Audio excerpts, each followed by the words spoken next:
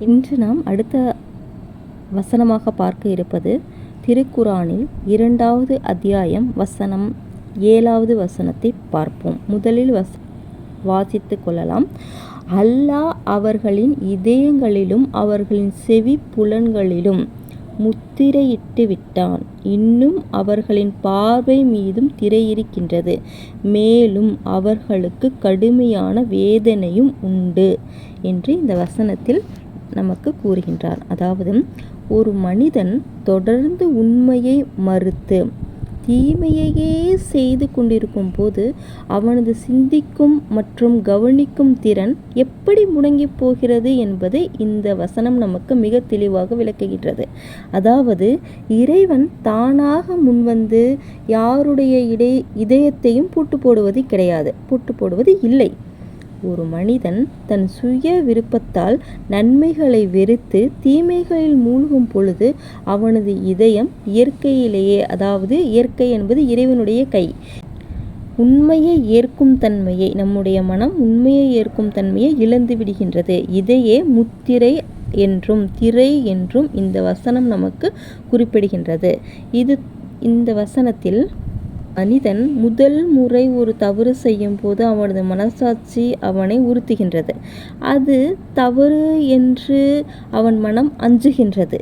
2வது முறை செய்யும் பொழுது லேசான தயக்கத்துடன் இருந்தாலும் அது தவறு என்று அவனுக்கு தெரிகின்றது. ஆனால் அதே தவறை அவன் 5வது முறை, 10வது முறை, 20வது முறை என தொடர்ந்து செய்து பழகிவிடும் போது அவனது மனசாட்சி மறுத்து போகின்றது. காலப்போக்கில் தான் செய்வது ஒரு பெரும் தவறு என்ற எண்ணமே அவனுக்குள் இல்லாமல் போகின்றது. இறுதியில் நீ செய்வது தவறு என்று அவனிடம் ஆதாரங்களோடு மற்றவர்கள் சுட்டி காட்டினாலும் சரி, அதை அவனது அகந்தை ஏற்க மறுக்கிறது. ஏனெனில் தொடர்ந்து பாவங்களால் அவனது உள்ளம் இருண்டு விடுகின்றது. இந்த வசனத்தில் இது பற்றித்தான் நமக்கு தெளிவாக கூறுகின்றது. தொடர்ந்து நாம் தவறுகளை செய்யும் போது நிச்சயமாக நம்முடைய இதயங்கள் மூடிவிடும் என்று இறைவன் நமக்கு எச்சரிக்கை இந்த வசனத்தில் விடுகின்றான். மீண்டும் மீண்டும் புறக்கணித்து பாவங்களிலேயே மூழ்கி திளைக்கும் போது ஒரு கட்டத்தில் அவராகவே தனது நல்வாழ்வை தடுத்து கொள்கின்றார். இதன் விளைவாக இறைவனால் அவரது உள்ளம், செவி மற்றும் பார்வை ஆகியவற்றின் மீது முத்திரையிடப்படுகின்றது. அதன் பின் நற்போதனைகள் எவையும் அவரது இதயத்தில் எட்டுவது இல்லை. உள்ளத்தில் ஆரம்பத்திலேயே ஏற்படுத்தும் சிறிய உறுத்தலை மதித்து தவறுகளிலிருந்து உடனே விலகி கொள்வதே இந்த வசனம் நமக்கு உணர்த்தும் எச்சரிக்கையாகும். ஆகவே முதலில் வரும்போதே, ஆரம்பத்திலேயே ஏற்படுத்தும் போதே, சிறிய உறுத்தல் இருக்கும் பொழுதே நாம் அதை மதித்து அந்த தவறிலிருந்து உடனே விலகிக் கொள்வதே ஆகும் என்று இந்த வசனம் நமக்கு குறிப்பிடுகின்றது.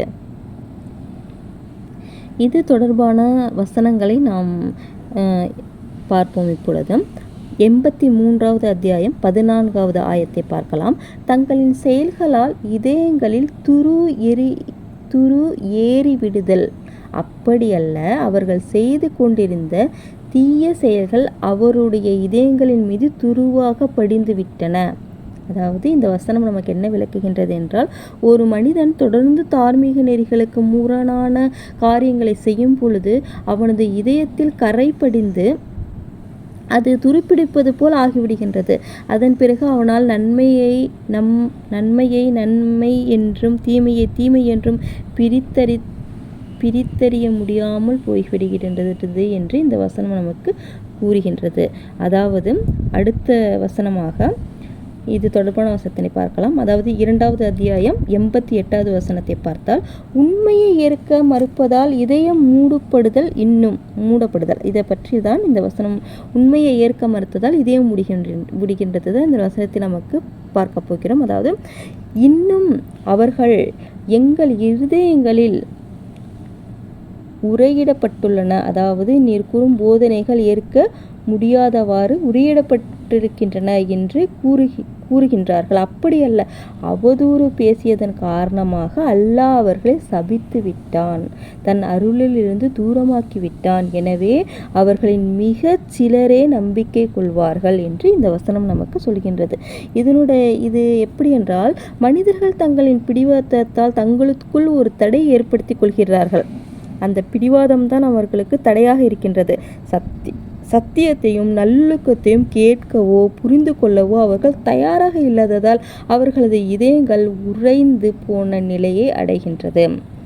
நாம் அடுத்து இது தொடர்பான வசனமாக பார்க்க இருப்பது 22வது அத்தியாயம் 42வது வசனத்தை பார்த்தோமே ஆனால், கண்கள் இருந்தும் குருடலாக வாழ்பவர்களை பற்றி இந்த வசனம் நமக்கு தெளிவாக எடுத்துரைக்கிறது. அதாவது, ஏனெனில் நிச்சயமாக கண்கள் குருடாகவில்லை, ஆனால் நெஞ்சுங்களுக்குள் இருக்கும் இருதயங்கள் தான் குருடாகிவிட்டன என்ற இந்த வசனம் நமக்கு தெளிவாக பிரதிபலிக்கின்றது. அதாவது இந்த வசனம் மிக ஆழமான ஒரு தத்துவத்தை கூறுகின்றது. அதாவது ஒரு மனிதன் வெளி உலகத்தை பார்க்கும் கண்கள் நன்றாக இருக்கலாம், ஆனால் அவனது மனதில் தர்மமும் நியாயமும் மனிதநேயமும் இல்லை என்றால் அவன் கண்ணற்ற குருடனாகவே கருதப்படுகின்றான் என்று இந்த வசனம் நமக்கு தெளிவாக கூறுகின்றது.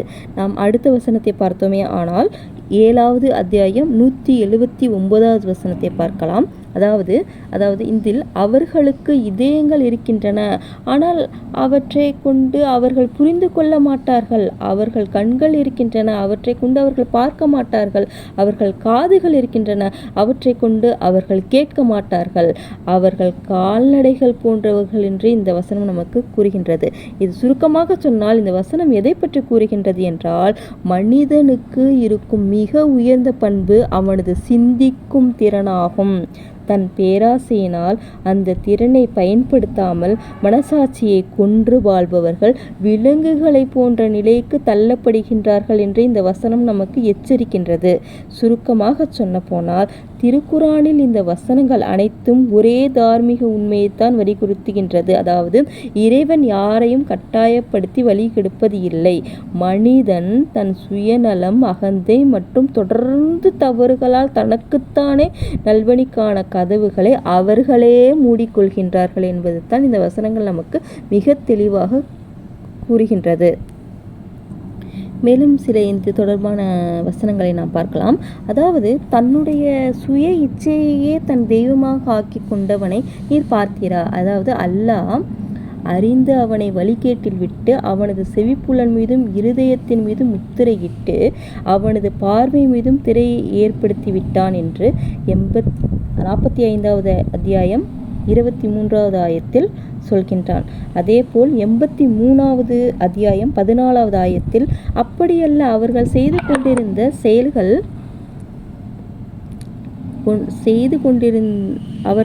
கொண்டிருந்த செயல்கள் அவர்களுடைய இதயங்களில் மீது துருவாக படிந்துவிட்டன.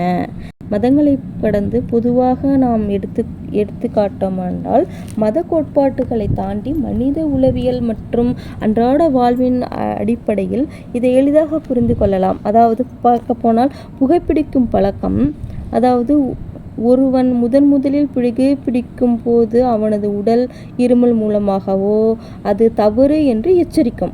ஆனால் அவன் அதை தொடர்ந்து செய்யும் போது உடல் பலவீனமாகிவிடும். ஒரு கட்டத்தில் நுரையீரல் கடுமையாக பாதிக்கும் வரை அவனுக்கு அந்த எச்சரிக்கை உணர்வே தெரியாது. அவனது உடலில் எச்சரிக்கை மணி முத்திரையிடப்பட்டு விடுகிறது என்று இறைவன் கூறுகின்றான். இதில் அதாவது கண்ணை மறைக்கும் கோபம், பொறாமை. அதாவது பொறாமை என்று பார்த்தால், ஒரு நபர் மீது நமக்கு கடுமையாக வெறுப்போ அல்லது பொறாமையோ இருந்தால் அவர் எவ்வளவு நல்ல காரியங்கள் செய்தாலும் நமக்கு அது தவறாகவே தெரியும். நம்முடைய கோபம் நம் கண்ணை திரையிட்டு மறைத்துவிடும், நமது அறிவையும் மறைத்துவிடும். அவரால் சொல்லப்படும் எந்த நியாயமான உண்மையும் நம் காதுகளில் விழாது. அதாவது பயன்படுத்தாத இரும்பை எடுத்துக்கொள்வோம்.